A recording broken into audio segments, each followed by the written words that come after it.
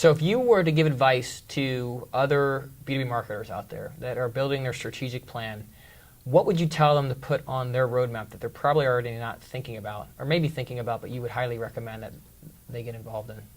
I think it kind of goes back to what we were talking about a little bit earlier, is to dedicate maybe just a small percent of the budget to try some different things out. I mean, I think Facebook, LinkedIn, Twitter can obviously a great thing, but you have to make sure that you've got somebody that's going to own it and maintain it, because I think that's the biggest challenge, I think, with social media is you don't just throw things out there and then not listen in what people are saying back to you.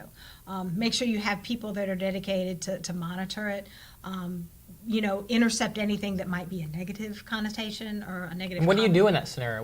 How does Cisco respond to negative comments in the social sphere? Well, they usually try to get onto it very, very quickly. And then just, again, it's almost like establishing that relationship with that person, understand like why they have that, that feeling, or if they've had a bad experience, and then just try to, combat with, here's some things, and maybe offer up some offers or things like that maybe might appeal to them, to kind of make that negative experience maybe turn to a positive experience. Fantastic.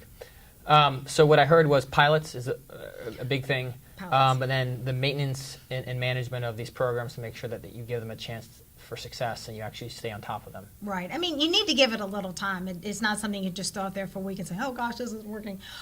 Give it the necessary time, and then do a postmortem afterwards, kind of bring up what the good and the bad and the ugly might be.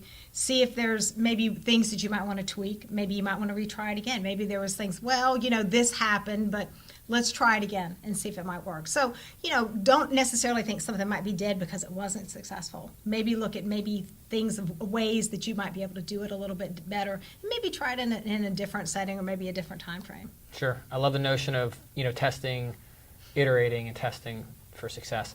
Absolutely.